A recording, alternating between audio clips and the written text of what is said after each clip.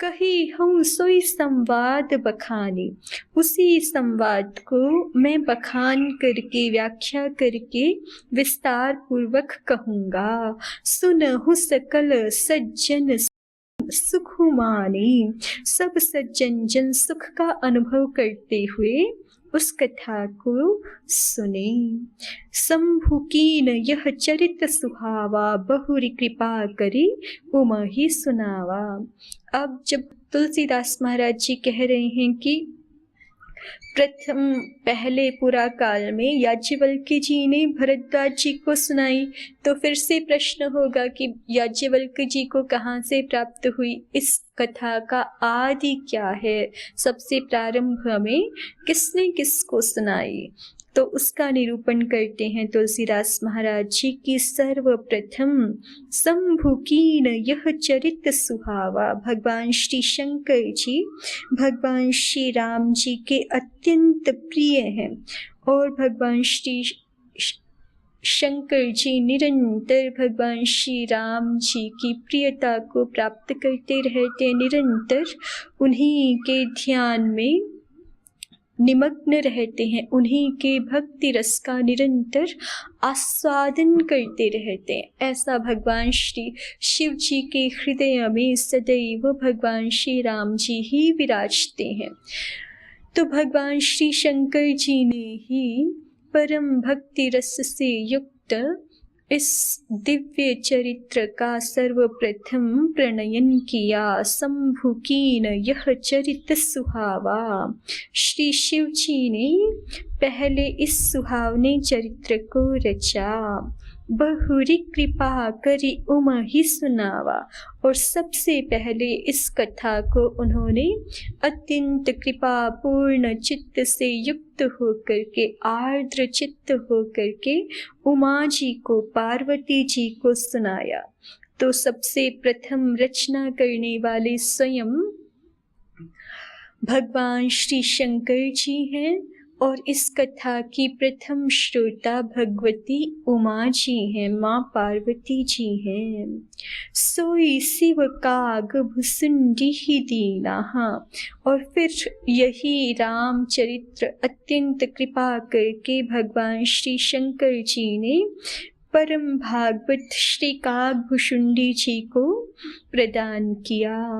राम भगत अधिकारी चीना। भगवान श्री शंकर जी ने कागभुषुंडी जी को राम भक्त जानकर, भगवान श्री राम जी का अत्यंत प्रिय जान करके और अधिकारी योग्यता जान करके उनको भगवान श्री राम जी का ये दिव्य चरित्र प्रदान किया। ते ही सन जाग बलिक पुनि पावा। और कागभुषुंडी महाराज जी से पुनः याज्ञवल्क्य जी ने प्राप्त किया। तिन्ह पुनि भरद्वाज प्रति गावा। और फिर महर्षि याज्ञवल्क्य जी ने मुनिश्रेष्ठ भरद्वाज जी को ये कथा सुनाई, ये चरित्र गा करके सुनाया।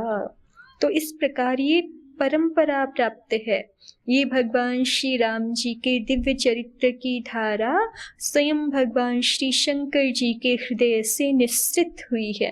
भगवान श्री शंकर जी ने इस कथा को रचा, इसका भक्ति रस का आस्वादन किया और पुनः माँ पार्वती जी को इस कथा का श्रवण कराया।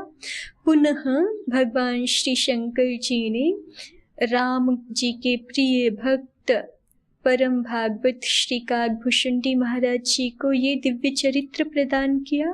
कागभुषुंडी जी से याज्ञवल्क्य जी ने ये दिव्य चरित्र प्राप्त किया और याज्ञवल्क्य महर्षि जी ने पुनः भरद्वाज जी को ये चरित्र सुनाया है। ते ही सन जाग बलिक पुनि पावा। तिन्ह पुनि भरद्वाज प्रति गावा। ते श्रोता बकता समशीला। समशीला समदरसी जानहि हर लीला। वे दोनों वक्ता और श्रोता अर्थात याज्ञवल्क्य महाराज जी और महर्षि भरद्वाज जी दोनों ही समान शील वाले हैं, दोनों ही अति सुंदर शील वाले, अति सात्विक स्वभाव वाले और समदर्शी हैं और भगवान श्री हरि जी की लीला को जानते हैं। जानहि तीन काल निज ज्ञाना, ये ज्ञानी भक्त हैं, तीनों अपने ज्ञान से तीनों कालों की बातों को हाथ पर रखे हुए, हथेली पर रखे हुए आंवले के समान प्रत्यक्ष जानते हैं। अर्थात भगवान श्री हरि जी के दिव्य चरित्र उनके लिए सदैव प्रत्यक्ष ही हैं। जानहि तीन काल निज ज्ञाना, कर तल गत आमलक समाना। ओरौ जे हरि भगत सुजाना, कहहि सुनहि समुझहि विधि नाना। और भी जो सुजान जन हैं, हरि भक्त हैं, भगवान जी की लीलाओं का रहस्य जानने वाले हैं, वे इस पवित्र चरित्र को नाना प्रकार से कहते, सुनते और समझते हैं। तो ये भगवान श्री राम जी के दिव्य चरित्र की परंपरा है, कहाँ से ये प्रवृत्त हुआ है और कैसे फिर आगे आगे आने वाले अवरवर्ती काल में होने वाले हरि भक्तों को कैसे प्राप्त हुआ, उसकी ये पावन परंपरा है। मैं पुनि निज गुर सन सुनी, कथा सो सुकर खेत। अब तुलसीदास महाराज जी अपने विषय में निवेदन कर रहे हैं कि मैंने ये कथा कहाँ से पाई, मुझे कहाँ से मिली। तो परंपरा का स्मरण पहले तुलसीदास महाराज जी करा चुके हैं और अब स्मरण कराते हुए कहते हैं कि ये जो भगवान श्री शंकर जी से परंपरा चलती हुई आ रही है श्री राम कथा की, उस राम कथा को मैंने अपने गुरु जी से वाराह क्षेत्र में सुना। मैं पुनि निज गुर सन सुनी, कथा सो सुकर खेत। वाराह क्षेत्र, जहाँ भगवान श्री हरि जी का वाराह रूप में अवतार हुआ, वो क्षेत्र प्रसिद्ध है वाराह क्षेत्र के नाम से, सुकर खेत के नाम से। उस पवित्र तीर्थ स्थल में मैंने अपने परम पूज्य गुरुजनों से इस कथा को सुना। समुझी नहीं तसी बालपन, तब अति रहेऊं अचेत। किंतु तुलसीदास महाराज जी निवेदन करते हैं कि उस समय मैं बाल्यपन के कारण से, लड़कपन के कारण से बहुत बेसमझ था, तो इस कारण से भगवान श्री राम जी की कथा को उस प्रकार से नहीं समझ सका, अर्थात बहुत अच्छी प्रकार से नहीं समझ सका। श्रोता वक्ता ज्ञान निधि, कथा राम के गुण। तुलसीदास महाराज जी पुनः अपना विनय प्रस्तुत कर रहे हैं कि भगवान श्री राम जी की कथा को कहने वाले श्रोतागण और कहने वाले वक्तागण, वक्तृगण और सुनने वाले श्रोतृगण दोनों तो मानो ज्ञान के खजाने ही होते हैं, ज्ञान निधि होते हैं, पूर्णतया ज्ञानी होते हैं। वही भगवान श्री राम जी की कथा को कह सकते हैं और सुन सकते हैं। अति पुण्यवान मनुष्य ही भगवान श्री राम जी की कृपा से, परम भागवत श्री शंकर जी आदि की कृपा से ही भगवान श्री सीताराम जी की गूढ़ कथा के वक्ता और श्रोता कोई हो सकते हैं। और किमी समझऊं मैं जीव जड़, कलिमल ग्रसित विमूढ़। और मैं तो कलियुग के पापों से ग्रसित हुआ ग्रसा गया हुआ महामूढ़ जड़ जीव हूँ। मैं भला कैसे उस भगवान श्री राम जी की उस दिव्य लीला को, दिव्य चरित्र को, कथा को कैसे ही समझ सकता था। तुलसीदास महाराज जी अपना विनय प्रस्तुत कर रहे हैं कि हमारा भगवान श्री राम जी की कथा को सुनने का, समझने का सामर्थ्य कहाँ ही है। हम कलिमल ग्रसित विमूढ़ जीव हैं, प्राणी हैं, तो हम कैसे ही भगवान श्री राम जी की कथा को समझ सकते थे। भगवान श्री राम जी की कथा तो अति गूढ़ है, उसके वक्ता और श्रोता दोनों ही ज्ञान निधि होते हैं। किंतु पुनरपि मेरे ना समझने पर भी जो अत्यंत कृपामय गुरुजन हैं, उन्होंने बार बार इस कथा को कहा, बार बार सुनाया।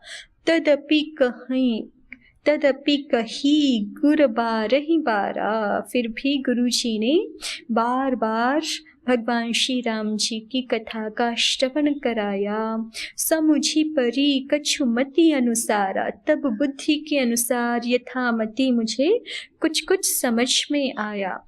और तुलसीदास महाराज जी पुनः पुनः विनय पूर्वक निवेदन कर रहे हैं, भाषा बद्ध कर अभी मैं सोई, मोरे मन प्रबोध जेहि होई।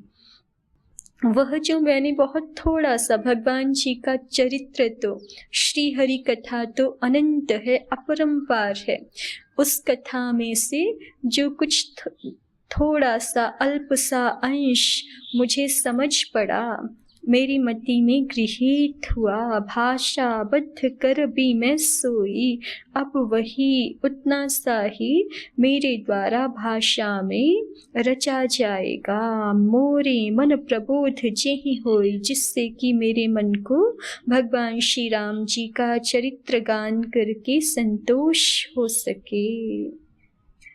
जस कछु बुद्धि विवेक बल मेरे, तस कही हूँ ही हरि के तेरे। जैसा कुछ मुझ में अल्प सा बुद्धि और विवेक बल है, तस कही हूँ ही हरि के प्रेरे।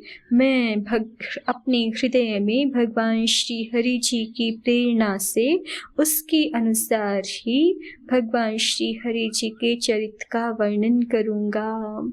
निज संदेह मोह भ्रम हरनी, करऊँ कथा भव सरिता तरनी। यद्यपि मेरा सामर्थ्य तो कुछ नहीं है, परंतु भगवान श्री राम जी की कथा, उनके गुण, उनका नाम, सब कुछ इतना दिव्य है, पारसमणि के समान है। जो कोई भी इसका स्पर्श करता है, ये उन मिट्टी के कणों को भी मानो पारस ही कर देता है, ऐसा श्री हरि कथा का सामर्थ्य है। तो तुलसीदास महाराज जी यही वर्णन कर रहे हैं। निज संदेह मोह भ्रम हरनी, करऊँ कथा भव सरिता तरनी। मैं अपने संदेह, अज्ञान और भ्रम को हरने वाली इस कथा को वर्णन करता हूँ, करऊँ कथा, इस कथा को रचता हूँ। जो कथा कैसी है? भव सरिता तरनी, जो संसार रूपी नदी को पार करने के लिए तरनी है, नौका के समान है। बुध विश्राम सकल जन रंजनी, राम कथा कलि कलुष विभंजनी।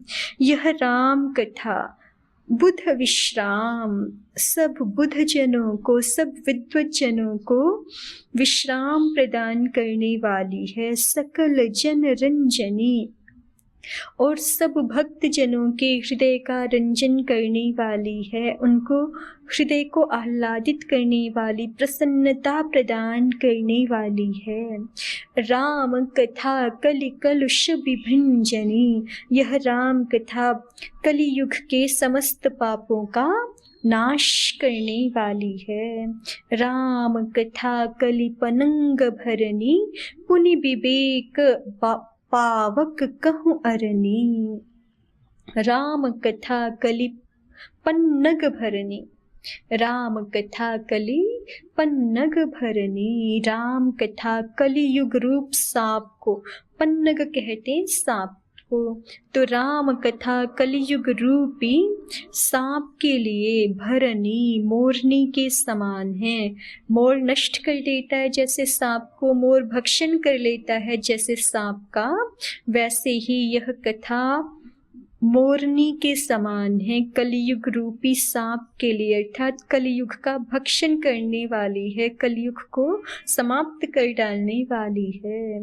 पुनि विवेक पावक कहूँ अरणी, और जैसे अरणी को घिस करके उससे, जैसे अरणी को घिस करके उससे अग्नि का प्राकट्य किया जाता है, वैसे ही यह राम कथा मानो विवेक ज्ञान को, सत्य ज्ञान को प्रकट करने के लिए अरणी के तुल्य है। विवेक रूपी अग्नि के प्रकट करने के लिए अरणी है, मंथन की जाने वाली लकड़ी है। पूरा काल में यज्ञों में अग्नि का प्राकट्य ऐसे जैसे आजकल हम माचिस, दीप शिखा आदि का प्रयोग करते वैसे नहीं होता था। अरणी के माध्यम से अग्नि को प्रकट किया जाता था। एक नीचे काष्ठ विशेष होता है और एक उसके ऊपर जैसे दही मथने के लिए मथनी होती है ना, वैसे ही एक अरणी होती है, उससे रगड़ करके, उससे संघर्षण करके अग्नि को प्रकट किया जाता था। तो जैसे अरणी मंथन से अग्नि प्रकट होती है, वैसे ही विवेक ज्ञान रूपी, सत्य ज्ञान रूपी अग्नि को प्रकट करने के लिए भगवान श्री राम जी की कथा मानो अरणी के समान है।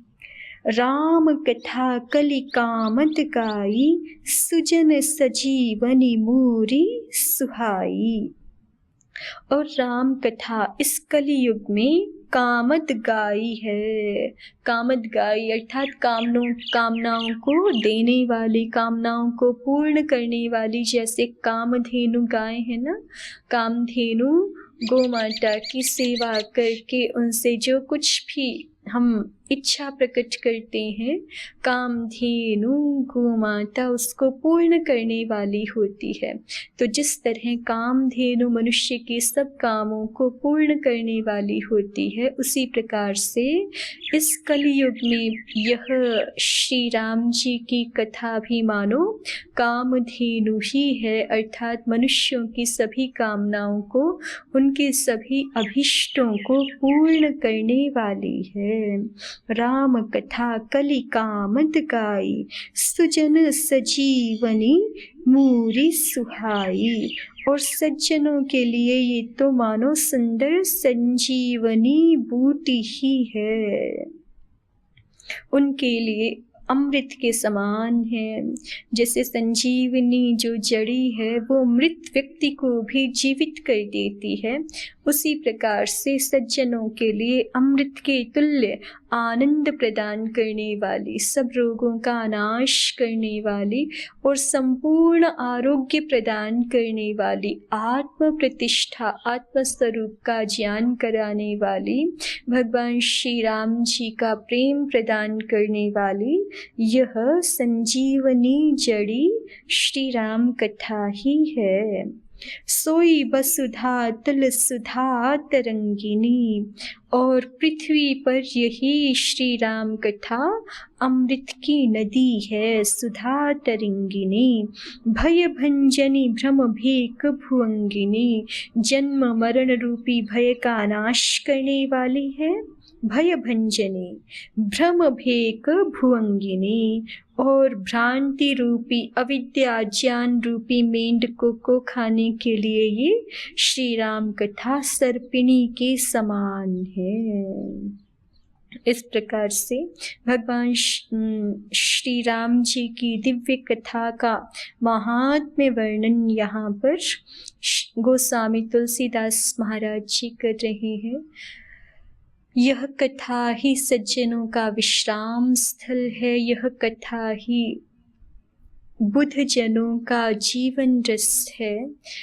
यह श्री राम कथा हमें नित्य प्राप्त रहे। इस दिव्य श्री राम कथा में हमारी निरंतर प्रीति रहे, हम निरंतर इस भक्ति रस का पान करते रहें, आस्वादन करते रहें। इस प्रार्थना के साथ रघुनंदन प्रभु श्री राम जी की जय, गोस्वामी तुलसीदास महाराज जी की जय, सद्गुरुदेव भगवान की जय, समस्त भक्तवृंद की जय। ओम शांति शांति शांति। ओम श्री परमात्मने नमः।